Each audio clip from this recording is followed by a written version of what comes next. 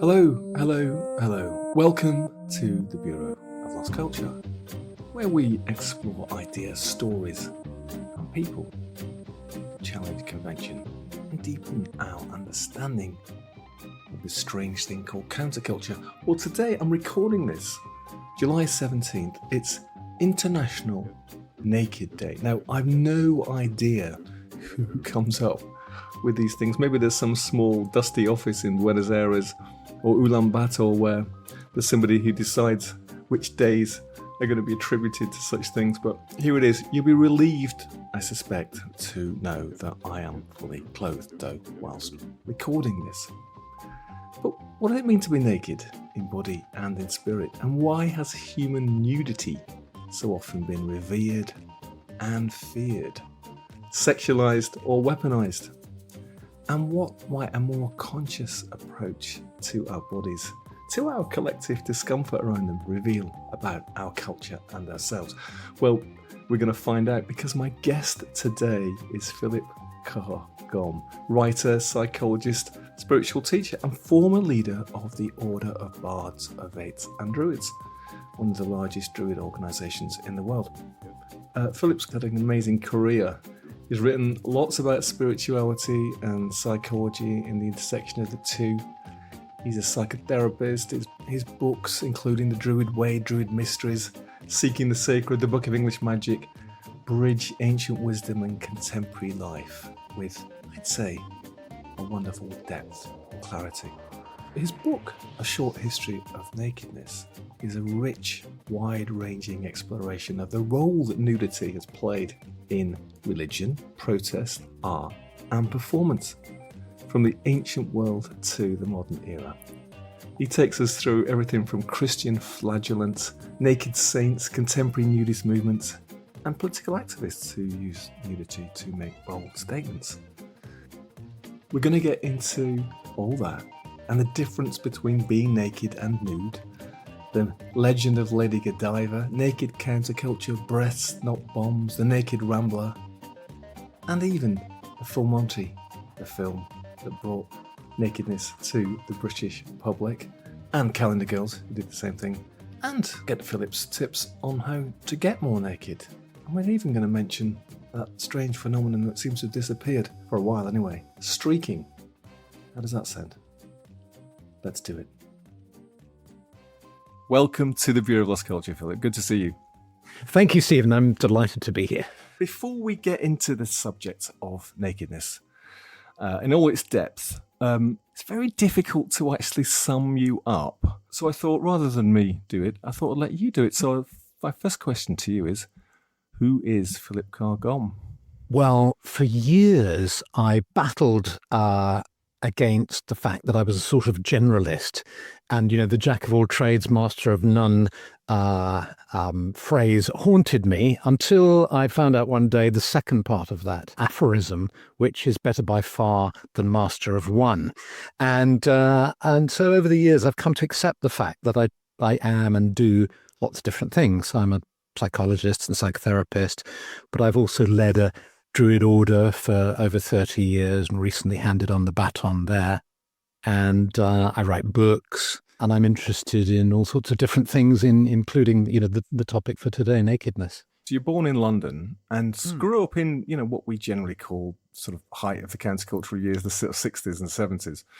And you mentioned then, of course, druidry, and that has been a massive chunk of your life. I think it's quite intrigued to read that you came across that when you were just 11, and you can sort of tell us in a way what you became in terms of your leadership role in that, and then you handed it on, and I thought that was interesting too, to do that for so long with all it involved, and then to pass the baton on gracefully. Well, it just makes a lot of sense. I think if you kind of, the way in your life, that your life has sort of cycles and rhythms to it, and after sort of 30 odd years of doing it, I just knew that it was time to pass the baton on. And what was extraordinary about it was that I didn't really know what I was going to do afterwards, but having handed it over, within a fortnight, my whole life changed in a way, in as much as a sort of theme from the past and from that countercultural era, psychedelics, emerged when I met Rosalind Watts, who was the clinical lead at on the Imperial College trials for using psilocybin for depression.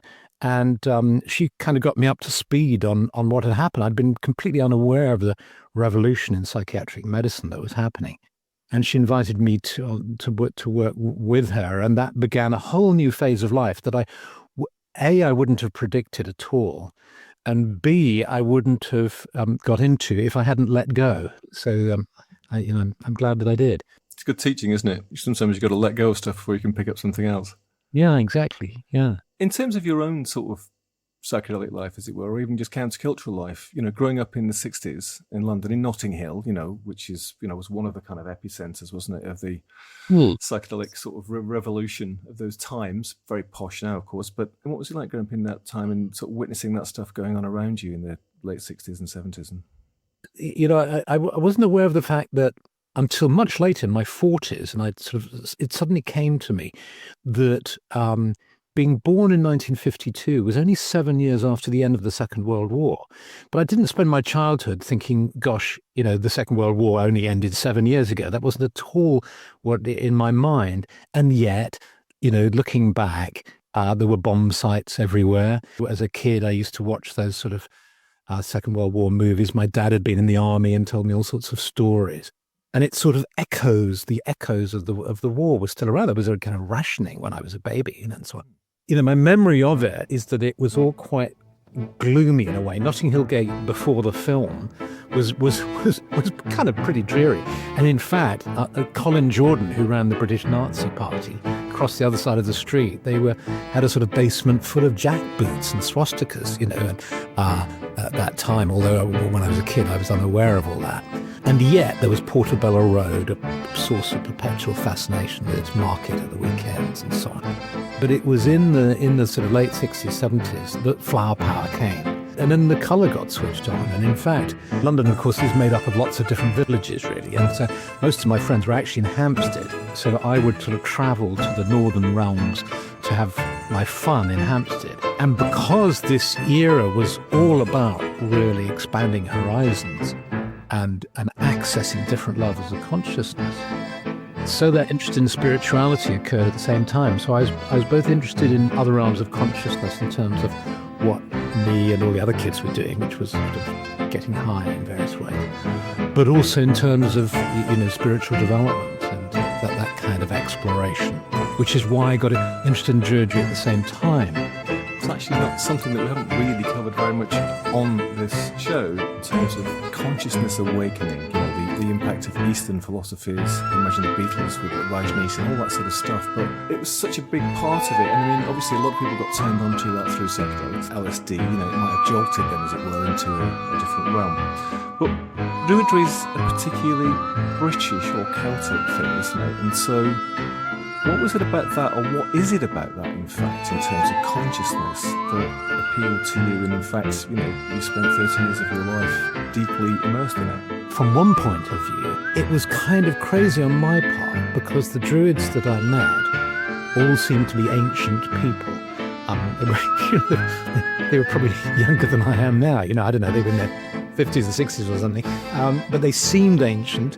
It had the dusty, dry feeling of the sort of Victorian magical order hang over. But I was captivated by the idea of magic and the kind of romance in that.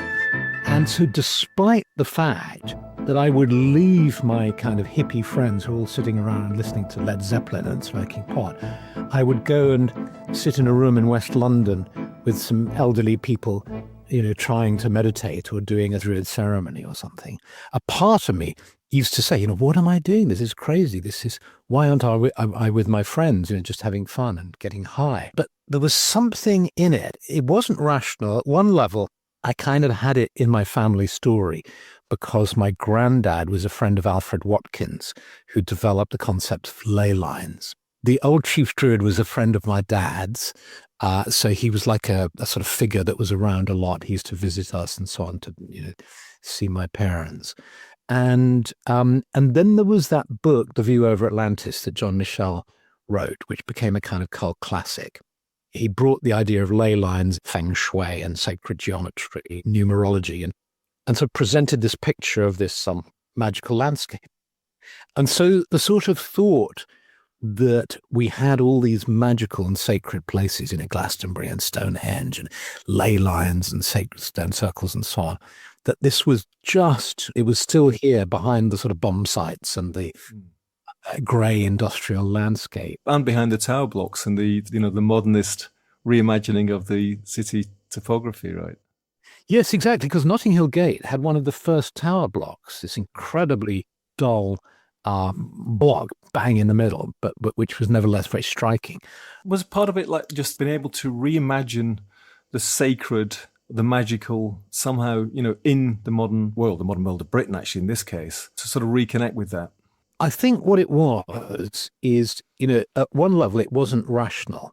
So, in other words, I wasn't sitting there thinking, at the age of, I started training with him when I was 16. I think what captivated me when growing up in a kind of urban culture, my parents used to drive me out to, Richmond Park, and the trees seemed so important to me.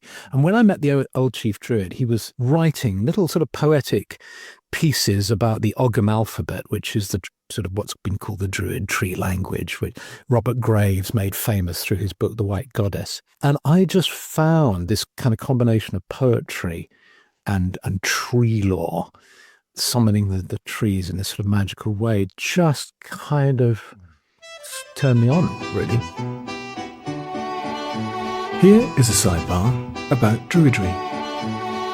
The original Druids were part of an ancient Celtic culture that spread across Europe, especially in what we now call Ireland, Britain and parts of France. They weren't a single group, but more of a sort of social, spiritual elite, and they existed long before written records were common, so much of what we know about them comes from sources like the Romans. Julius Caesar, who encountered the Druids in Gaul, described them as philosophers, judges, religious leaders.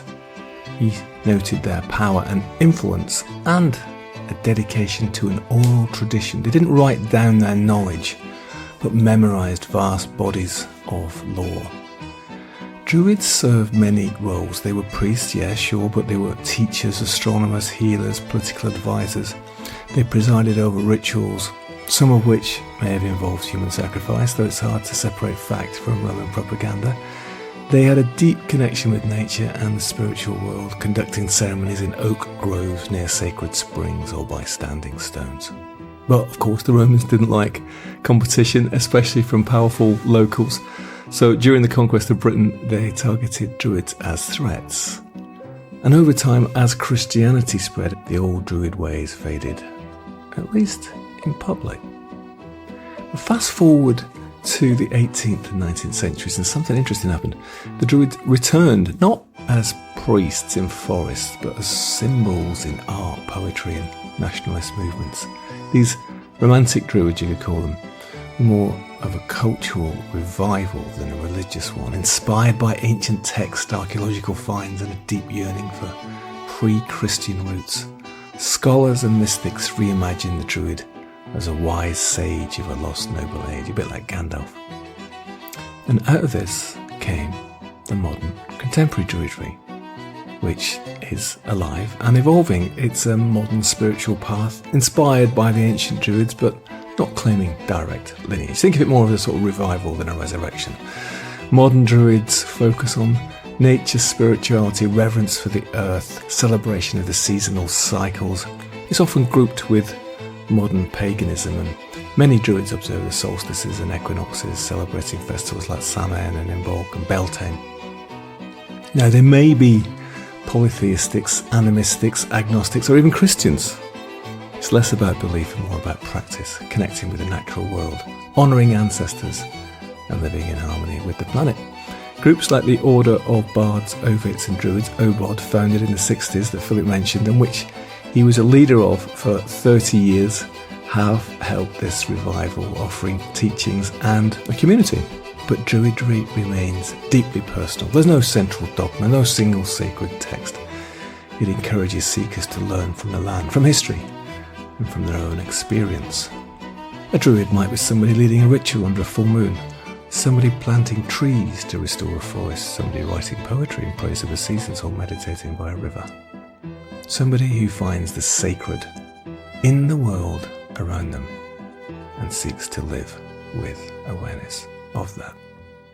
You've spent 30 years doing it, but also writing a lot of books and doing various other things. And I suppose that brings us to today. And in fact, International Naked Day. Both for listeners, both Philip and I are fully clothed during this conversation, at least. Although I'm going to ask Philip later about his own practice of nakedness.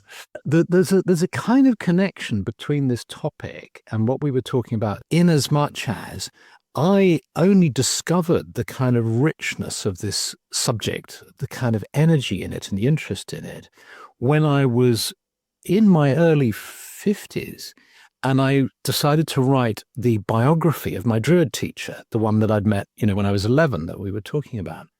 And I asked the historian, Ronald Hutton, how do you write a biography of somebody that you didn't know that well? Because he was a very private man and he taught me Druidry, but he didn't talk about his private life, or anything really much.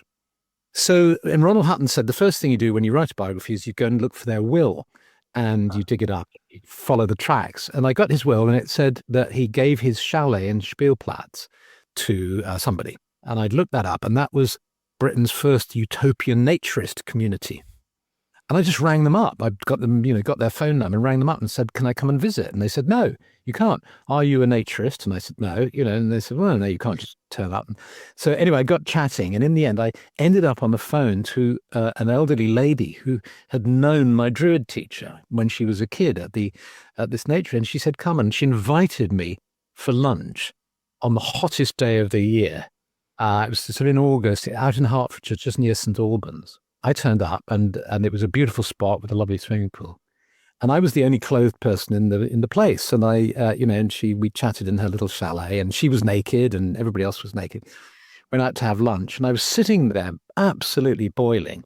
And I looked across the lawn and I saw a granddad with his son and daughter-in-law and grandchild all having a picnic on the lawn. And everybody they were all naked. And I looked at them and I said, gosh, that looks so beautiful and so natural and normal. It's like, and I turned to my host and I said, I feel actually embarrassed being clothed, funnily enough. It feels really uncomfortable that I'm the only person clothed, you see. And they said, well, we didn't want to coerce you or embarrass you. You're free to do anything. If you want to get undressed, get undressed. And that was when I discovered that it just takes a moment. There's that moment's hesitation, that feeling of sort of strangeness and embarrassment and so on, self-consciousness really. And then suddenly it's like, oh, and I spent the afternoon and I swam in the pool and I ended up buying a little chalet there and using it as a writer's retreat and dived into this whole world and discovered, the political dimension of it, the spiritual dimension of it, the cultural dimension of it. So in some ways you went from being or imagining yourself as being nude to being naked. I suppose so, yeah. And it reminds me, with my kids, there was a time, I can't remember exactly when, but there was certainly a time when they run around naked and there was no issue if they were naked or I was naked. But there's a time suddenly when, like Adam and Eve, they became aware that they were nude. Yes. Very much connected with the development of adolescence and puberty and all that sort of stuff, of course. Absolutely. And there is, of course, I was going to say there is something necessary about that, but there's also something rather sad about it at the same time. As I'm saying it was necessary, I'm thinking, well, was it necessary? I don't know. I suppose so. I think in my sort of British way, Well, no, this is precisely, you see, why it's such an interesting subject, because it's quite complex, isn't it? It is. Because on the one hand, it should be really straightforward. It's like, we shouldn't be ashamed of our bodies. It's completely natural, and you can argue that it's precisely when stuff gets hidden away that you get the distortions and the problems. So, let it all hang out, as you might say. However, it's not as simple as that for all sorts of reasons, because of the association with sexuality, and also because of the complication, even in that as William Blake, I think, and God has pitched his mansion in the place of excrement. So you've got this particular zone in the body that is responsible for such pleasure and for the mystery of birth and all the wonders and miracles of the human race being born. And yet at the same time, it's where we poop and pee from. which makes it kind of complicated in all sorts of ways, and the associations and, et cetera, et cetera, et cetera. So it's actually, people used to say to me when I'd tell them I was writing a book about nakedness, that they'd say, well, how can you get a whole book out of that? I mean, what can you say? Well, I hope, as any reader will discover, there's actually a lot you can say about it. Let me just read this back to you. The naked human body evokes powerful and often contradictory feelings and ideas. It can thrill or revolt us. It can signal innocence or sexual availability, honesty or madness, oneness with nature or separation from society. Advertisers and the media are aware of the complex and ambivalent associations that most of us have towards the subject and use images of bare skin or simply the word naked to compete for our attention, while mystics have used nudity to get closer to God, and political protesters have discovered that simply bearing all represents one of the most effective ways to gain publicity for their cause. In that description, it kind of covers what you cover in depth in the book, these three distinctions, or these three areas: sacred skin, the first section, the body politic, the second, and then from streakers to the naked chef, the modern world, as it were, in the third. But also in there's a very important thing, I think, because you use the word naked and you use the word nude or nudity.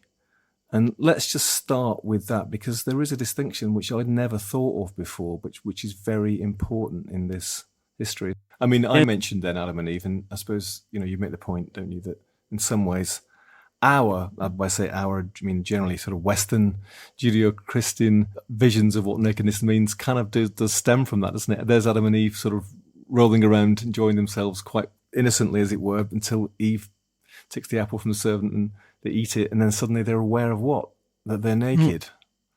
Or you could even say that they're nude, because I think you quote John Berger, I think, who's said that the difference is that nakedness, when observed, becomes nudity. In this case, they're suddenly aware that they're being observed by God, right? The Judeo-Christian, judgmental, disapproving God, right? Exactly. And if you take that sort of story and you translate it into your account of, your kids' development, which is absolutely what happens with children, it's almost as if, that lovely, when kids are toddlers and I've my grandchildren now, they're also, toddling around in the garden naked and all the rest of it. And there's an innocence in it because they're not, I was going to say they're not aware that they're being observed. Of course, they do know that they're being observed, but it's not an issue for them, the fact that you're looking at them. And it's when, with the advent of puberty, when suddenly they become really conscious of the fact that they are being observed and they are naked. So there's a funny way in which that story resonates in our own individual sort of psychological development. Well, with toddlers, you get the feeling that their consciousness is not disconnected from everybody else. They're sort of operating in some sort of field, not so much as them as separate beings so much, that they're connected, particularly with their parents, right? Exactly. And then as you get older, you realize you are a separate being. And then at a certain moment, you become very self-conscious. Given all that, given the biblical story and given the thing that we've inherited in the Western culture, and that's obviously shaped our attitudes, against that you posit the classical culture, and I'm speaking to you from Epidavros, from not far from the Temple of Asclepius in Greece, and of course a very different attitude towards the naked body, quite often one which was, well, at least admiring, celebratory, sensual, right? I mean, we look at classical statues, and it's not just the nymphs and the gods, although they're often shown naked, but it's the heroes as well, right? Yeah, and in fact, it's an Apsley House, down by Marble Arch, where you get Duke of Wellington, who had a statue of, I think it was Napoleon naked. Of course, to our mind now, it's absurd. Can you imagine a statue of, I don't know, Boris Johnson or Winston please, naked? Please. But in the classical world, this was something which was, I suppose in a way, very much more connected with what you were talking about earlier, which is very much connected with nature and something to be celebrated, right? In the first section of the book, which sacred skin, as you could call it, you say stripping off has been a shortcut to transcendence. So interestingly, with it, Saint Francis, obviously Christian, renouncing property. Digambara monks demonstrating non-attachment, or modern Druids greeting the solstice. The sky-clad Jain monks, medieval Christian ascetics, the fools for Christ of Russian Orthodoxy, and the tantric practitioners. So for them, actually, taking the clothes off, exposing yourself, as it were, to the world, to nature, to the universe, to God, I suppose, in a sense, was actually part of their practice, right? Really interesting Jain practice. It's split into two groups, the sky-clad group, where the monks are naked, and then there's the Shvetambaras who are clothed in white robes. Amongst the lay followers in the Jain religion, one of the practices can be that for 45 minutes every day, you take your clothes off and you sit and you meditate and you do prayers and so on, religious practices. And it's this idea of you renounce everything, including your clothes. You just let go of everything you can let go of.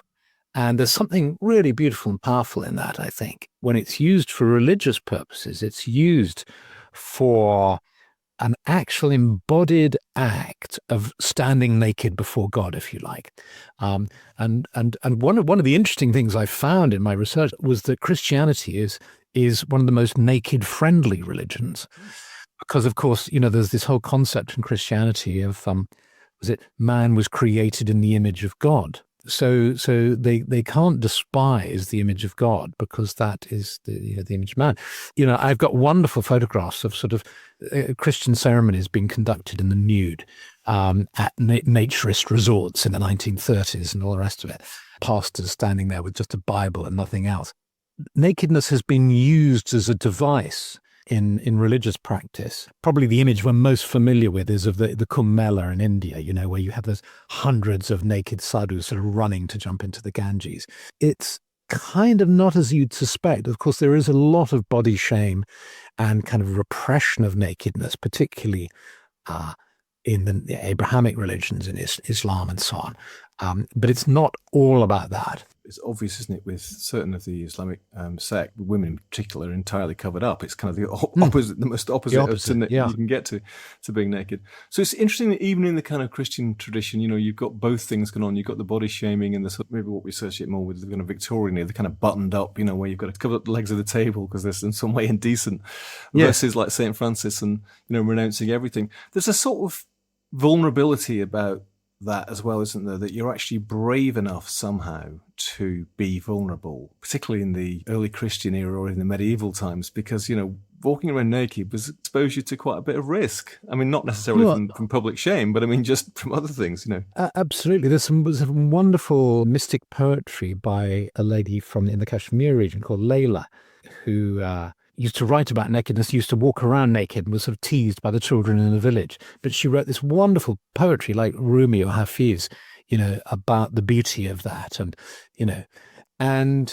that vulnerability that I think a lot of people who haven't really thought about it too much think of being naked, as showing off, people strutting about being naked. And of course you can get that in flashes and so on. But basically, when you take your clothes off, you do feel vulnerable. You are literally more vulnerable. And you do feel sort of psychologically more vulnerable too. It's not something that is done generally to assume dominance or to show off. There's something strangely humbling about nakedness if you experience it, particularly sort of in the natural world. I mean, I remember going on a hike in New Zealand and coming to this river that had flooded, and I just hadn't expected it. And I had to take my clothes off to swim across the river, sort of holding my clothes above my head. When I got to the other side of the river, I thought, I haven't got a towel to dry myself. I'll just have to wait a bit. And then I thought, well, there's absolutely nobody here. Why don't I just keep walking and put my clothes in the backpack, carry it in the backpack on my back? And luckily that particular trail was really soft on the feet. I didn't need to wear boots or anything. And I hiked naked through the forest, and it was the most magical feeling. But that vulnerability that you feel, it kind of translates into why it's such a powerful gesture in the political sphere. Right. Like in the second part of the book, I look at the sort of politics of it.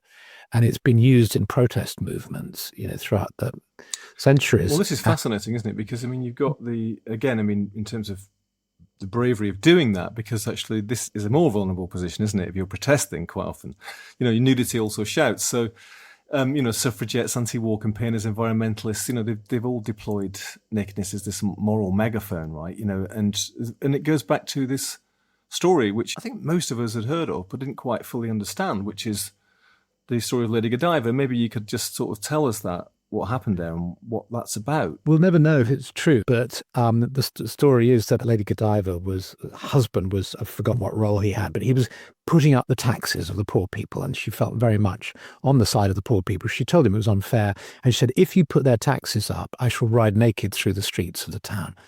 And he ignored her admonitions and put the taxes up. And so she rode naked through the town, and out of respect, the townspeople closed their shutters and didn't look out of the windows except Peeping Tom, which is where the Peeping Tom idea came from. Although that's probably apocryphal, we find gradually, particularly in the more modern era, naked protest being used. I mean, one of the powerful ones was breasts, not bombs. It might have been around the time of the Vietnam War. But women, bared their breasts and then held up posters saying breasts, not bombs. You all came from us. We, stop bombing people. When you look at the religious spheres, generally the males, apart from that one example of the Kashmiri mystic Layla, it was generally males who promoted the idea of nakedness for spiritual reasons. It's when you move into the political arena, it's generally women who promote the idea of using nakedness for political ends. And I managed to find the only protest in the Muslim world that I could locate, or rather the only protest using Arabic by a lady who protested in New York City in a fountain where she took her clothes off. She was an artist, and she had written in Arabic on her bottom and on her breasts, peace, not war.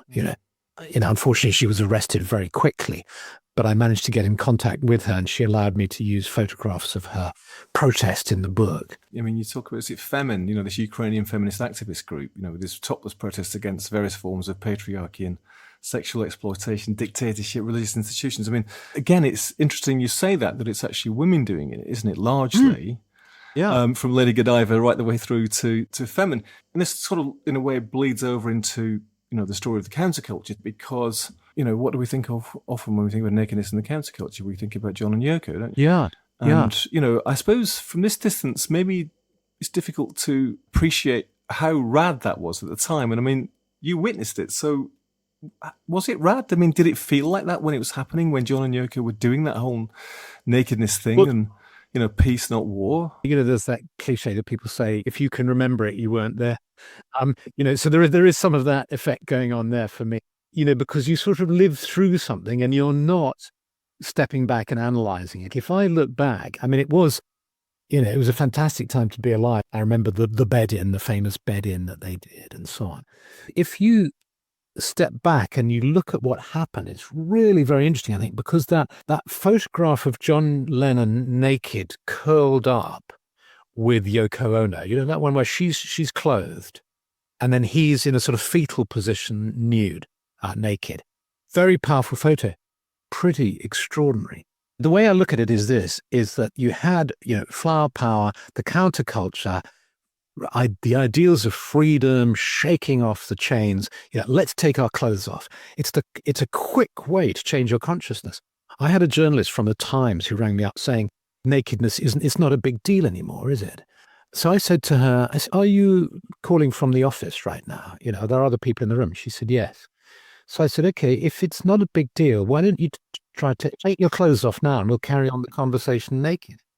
And she said, well, of course I can't do that. I said, well, there you go. It's a big deal. If you want to change your consciousness, take your clothes off. Take all your clothes off now. And things will happen. Your awareness will change radically, very fast. Things will definitely happen, and your mindset will change, and all sorts of things. So all of that happened in the 60s and 70s. So you had mass streak-ins at campuses. You had, Woodstock and people taking their clothes off at pop festivals and all the rest of it. It's like, hooray, we're free. And also images, in independent press, in the free press, in international times, starting to show more pictures of naked people. I mean, I suppose along with that, you've got the pill, sort of sexual revolution and women's liberation, the women's movement growing as well, haven't you? So an absolutely radical shift. I mean, you do talk about the fact that, even in this sort of buttoned up country, before that, there were sort of nudist or naturist groups, weren't there? Sort of, utopians, but they were very much seen, and very much were in a way, I suppose, like, seen as being quite culty, quite wacky, and not really to do with radical politics as such, right? But to do with something else. Well, that was my revelation when I went to this nudist colony that it was to research my teacher's biography. I'd always thought of it as sort of possibly slightly smutty. And instead, I found here a bunch of people who just liked swimming naked and not bothering with clothes when it was warm enough and so on. And it just felt really, which is why I kind of joined the naturist movement, as it were, and bought a chalet there and so on. And a couple of things happened. Towards the end of the millennium, you had the Full Monty and Calendar Girls. And they were really important because if you think about the Full Monty, it's a story about a bunch of guys who get up, become unemployed, and they decide to do a striptease show. And that's the story. And you can imagine a movie producer thinking, well, that doesn't make a film, really. That's a bit tacky. But in fact, it was so successful. And it managed to deal with issues of, being gay, depression, single parenthood, poverty, unemployment, a vulnerability of a different kind in a way, wasn't it? Because it's, these are people who'd been sort of left behind by the industrial decline. Yeah, and Thatcher policies, and that they'd been sort of forgotten. They were actually, these men had become vulnerable in a different way, hadn't they? Because they'd previously been from generations of people whose self-respect was based on the fact that they worked. And they lost their pride. Yes, exactly. They'd lost their pride, and yet they were somehow sort of reclaiming their pride in their own bodies. And, and it was so successful. You remember Tony Blair did a thing where he queued in a labor exchange, sort of unemployment queue, and then broke into the dance with one of the actors. It was, even the Prime Minister sort of supported the film as a project. And then Calendar Girls was revolutionary too, because these were middle-aged and older women taking their clothes off, but in support of, leukemia, cancer charity. And so you had a whole sort of slew of the whole naked calendar idea came out of that. And I remember even a branch of the Inland Revenue got all the staff taking their clothes off, and you had the local fire brigades would issue calendars of all the lads with their clothes off. Yeah, with just their helmets strategically placed sometimes. Yeah, exactly. And that was huge. So the difference was huge. It's like suddenly it's not tacky to take your clothes off. It's actually quite empowering and something to be proud of. So that was massive, I think. But what happened after that, unfortunately, is we've seen, and it's because of social media, I think, we've seen that gradually in more recent years, a prudishness has crept to do with the fact that everybody's got a phone and people have become obsessed with their images. Because the thing about nakedness is it's a great leveler because, it's only a small percentage of people that look absolutely fabulous naked, and the rest of us kind of don't, It is the great leveler, isn't it? And of course, and it's always been this way. And your clothes, expressed something about your identity, until fairly recently, that was province of just the well-to-do, wasn't it? There was even a time in medieval times when, poor people weren't allowed to wear certain colours. And nakedness was associated with poverty. Yeah, exactly. And then now, of course, we live in a time, thank heavens, for many reasons, but clothes, fashion, style has become part of who we are, our identity, and by that I include cosmetics and all the other weird and wonderful things you can do with yourself, including, I suppose, tattoos. But to take all that away in the modern age, unless you are one of those few people with the gorgeous body, has brought in this kind of new strange prudishness, isn't it? We don't want to be seen as ourselves, as it were, which might mean that we might look quite similar to everybody else, or our age is revealed, or our conditions revealed. Who we are is revealed. We've gone back to hiding, in fact, in some ways, maybe for different reasons than back in the day, but still the same thing going on, isn't it? It is. So there's this sort of movement, this swinging to and fro. There was a swinging of sort of liberation, and then you had the coming of AIDS and then the sort of shutting down because of that. And then, the Calendar Girls and Full Monty being as this celebration of the fact that, even ordinary people, as it were, could expose themselves or just be themselves, really. And now we've got the swing back the other way. American university campuses, one of their traditions, and amongst a number of them, was to have a mass streak at the end of term or beginning of the academic year or something. And For younger listeners, just tell us what a streak is. a streak is where you take your clothes off and dash across out in public somewhere. So they would streak across the campus. I once met a friend, they were in sort of Wolverhampton or something like that. And one of the sort of dares they would do is, come on, I dare you to streak across the town square and, usually drunk in the middle of the night, but, take your clothes off and go for a dash. I suspect they don't happen anymore. I remember when I was a kid and being forced to watch these seemed like interminably long test matches, was desperately hoping that a streaker would kind of pop out, because that was the sort of bit of the whole experience that was fun, right? And it was usually, I think in those days, I don't remember whether they were necessarily protesting something or carrying a sign saying, free Cuba or something. I think it was just for the hell of it, wasn't it, sometimes? It was, yeah, exactly. It was a dare. It was for the hell of it. It was for the publicity. The reason why you don't see streaking anymore is because that they made a pact that if in live sports coverage somebody streaks, they will immediately cut to another scene. So if you're ever watching a match, I suspect it doesn't happen that much anymore, but certainly sort of 5-10 years ago, this was the case, that you would suddenly see a cut to a sort of shot of the sky, or the audience, the audience cheering, is because actually there's a streak and they agreed to give them no publicity whatsoever. I mean, I guess that was to sort of discourage them, but it's a great shame, I thought, to this sort of loss of British It's a great culture. shame. It's great entertainment. I like the reverse streaking that occurred in. There's a group in Dunedin in New Zealand where the students every year would have a naked rugby match, and then somebody clothed would streak across the pitch. So it was called reverse streaking. I love it. I suppose that was the thing to do at the nudist colony, wouldn't it? Is the protest, protest against the quality of the cooking by wearing your clothes all day. On a sort of slightly more sad note, actually, and a somewhat serious note, fairly recently in these islands, is the story of the Naked Rambler, somebody who determinedly decided that it was his right to walk around the country completely naked. I mean, I think he's wearing a pair of boots, but repeatedly arrested and imprisoned, actually, wasn't he? And cost the taxpayer possibly millions, certainly thousands and thousands of pounds. Here is a sidebar about Stephen Goff, the Naked Rambler. Over the course of more than a decade, Stephen walked naked across the UK. He got arrested time and time again and spent years in prison, all because he refused to put on clothes in public. That obviously does sound eccentric, but the more you go into his story, the more complex, in a way inspiring it becomes. Stephen was born in 1959, Hampshire in England. He'd served in the Royal Marines and later worked as a lorry driver, and by all accounts lived a fairly ordinary life for a while. But in 2003 something happened. He decided to walk the length of Britain from Land's End in Cornwall to John O'Groats in Scotland completely naked.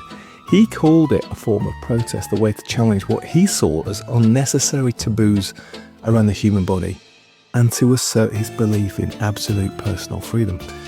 And his goal was to normalise non-sexual nudity and live in line with his values, no matter what the cost. But that cost turned out to be pretty high. Almost immediately, he ran into trouble. He was arrested multiple times during his first naked walk, mostly under public order laws for causing alarm or distress. He was charged, fined, imprisoned, but he kept going. He actually finished that first naked walk despite being in and out of prison for much of it. His second attempt in 2005 was even more fraught. More arrests, more time behind bars. But that's where things started to take a turn from unusual to extraordinary. He refused to wear clothes anywhere, not just while walking in the countryside, but in court, in prison, even on the street outside the prison gates. And as a result, he was often re-arrested the moment he was released. I mean, there was literally stories of him walking out of a prison naked and being arrested on the spot for public nudity again. It became a cycle: arrest, court, prison, release, repeat. Each time, Stephen stood by his principles and refused to clothe himself under pressure. At one point, he spent 6 years in solitary confinement because he wouldn't wear the standard Princeton uniform or even a blanket. He was offered clothes and privileges repeatedly, but he always said no. So the big question is, why would anybody do that? Why would somebody put themselves through this much hardship just to be naked? Well, for Stephen, it wasn't about the nudity itself, it was about authenticity and freedom. He believed that wearing clothes when you don't believe in it, just because others expect it, is a kind of spiritual dishonesty. And he didn't want to play the game of social conformity. He wanted to live fully aligned with his beliefs, even if that meant being arrested over and over again. It wasn't aggressive, it wasn't harming anyone, it wasn't being sexual. He just believed that the sight of a naked human body should not be considered criminal, and that if society says it is, then maybe society needs to take a hard look at itself. People were, and still are, divided about Stephen. Some saw him as a public nuisance, even a danger to children, despite the fact that he never did anything inappropriate or lewd. Others saw him as a kind of modern-day Thoreau or Gandhi, a man willing to suffer for his principles. The courts generally didn't side with him. Judges and sheriffs in Scotland acknowledged that he wasn't a threat, but still found his behaviour socially unacceptable and continued to treat his nudity as a public order offence, and he continued to serve time for it. But over time, public sympathy grew. Articles, documentaries, interviews began painting a more nuanced picture, not of a crank or exhibitionist, but of a calm, thoughtful, even gentle man who believed society was wrong about something and had the conviction to stand up to it. In recent years, Stephen has mostly stepped back from public view. After more than 10 years totally behind bars, it seems that his activism has slowed down a bit, understandably. His last known arrest for public nudity was several years ago, and he has not resumed the headline-making walks that defined his earlier protests. He's still a committed naturist, but not actively provoking the legal system. He's still living with the same values, but not as confrontationally. His legacy remains. He sparked national conversations about the criminalisation of nudity and the ethics of imprisonment for non-violent dissent, and what it really means to be free. And whether you see him as a freedom fighter, a stubborn idealist, a madman, something in between, there's no denying the Naked Rambler walked a road that few others have dared to take. And he did it without a stitch of clothing. Quite absurd. They should have just left him alone. It became an obsession for him, and it almost seemed to become an obsession for the judges to punish him for defying them. It looked to me, when I was catching up on it a while back, that it was this crazy battle of defiance, and And yet, when people do it en masse, in London, the naked bike ride, nobody's going to imprison all those people, of course, and everybody loves it. That's the strange thing, right? Even the police love it. They're not interested in stopping it, right? Exactly. That's one of the funny things about nakedness as well, is that it can be very funny. It's like like the streamers on the football pitch. There's something inherently silly about nakedness, something beautiful about nakedness, something provocative. It can be stimulating or it can be revolting, but it can also just be plain funny. But there is a sort of dark side to it too, which I thought would be just worth mentioning, because of course we have also the historical images, don't we, where people who have been imprisoned en masse are stripped. Maybe their heads are shaved, to sort of an attempt to reduce their individuality, actually, and to reduce their humanity as well. So this is where nakedness is used as a form of terror, a form of repression and punishment. There's some of those photos from the Abu Ghraib prison scandal, where American soldiers were making Muslim men be naked in prison, and then photographing them and humiliating them and so on. And then the shaving of the heads, that is what happened with women who were believed to be collaborators with the Germans after the Second World War in France. And so they were stripped in public and had their heads shaved, and they were shamed in that way. So there's this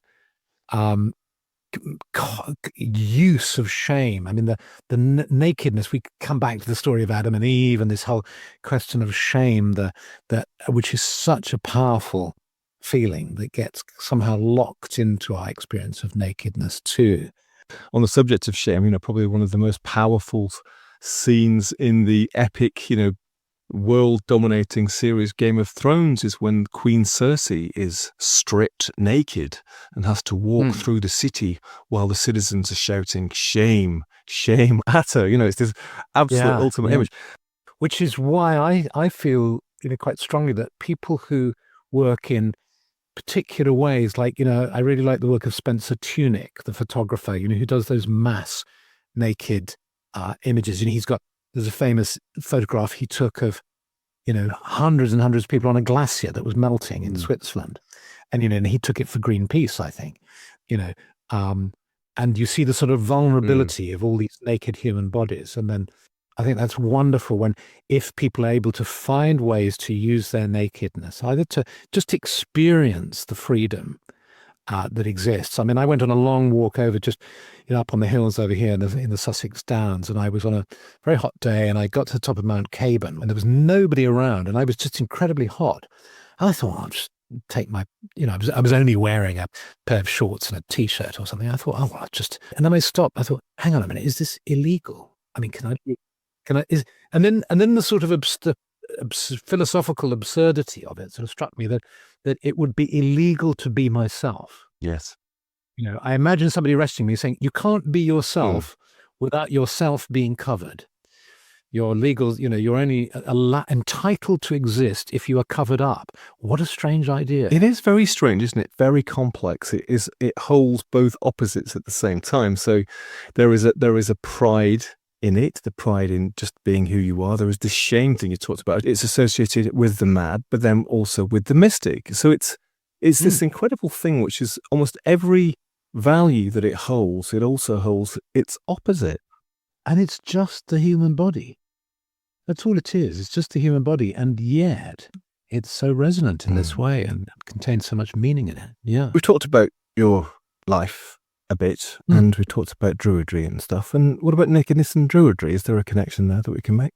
Because druidry is a spirituality that aims to deepen our sense of connection with nature, it makes sense that any practice that helps you feel more in contact with nature can be used within the sort of druid context for understanding. And so one can engage in druid practices. By that I mean, say, meditation, tuning to the world of nature, communing with the trees, holding sort of solstice ceremonies or whatever. One can do those naked if one is so inclined, and some people do and some people don't.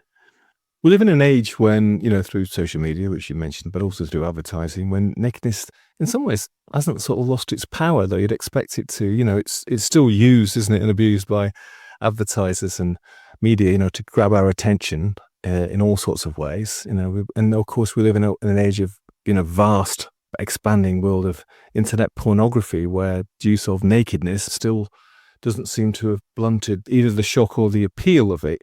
If you sort of think forward to the future, another 25 years, what do you think we might be feeling about nakedness then? My sense is, we are going through a sort of prudish period. The world seems to have gone backwards in so many ways, politically and socially. And I think this would be another example of that. But these things are like pendulums, and what I would hope is there would be a swing back towards a more sort of liberated understanding. This is becoming fanciful, but I think actually it ought to be a legal obligation of politicians to only appear in the nude, and they should all be naked. And in fact, all army generals should be naked. Maybe they'd stop being so damned aggressive. If there's a sort of law in psychology which goes that, stuff in your subconscious, the stuff that you deny, the stuff that you hide, that really has the power in your life.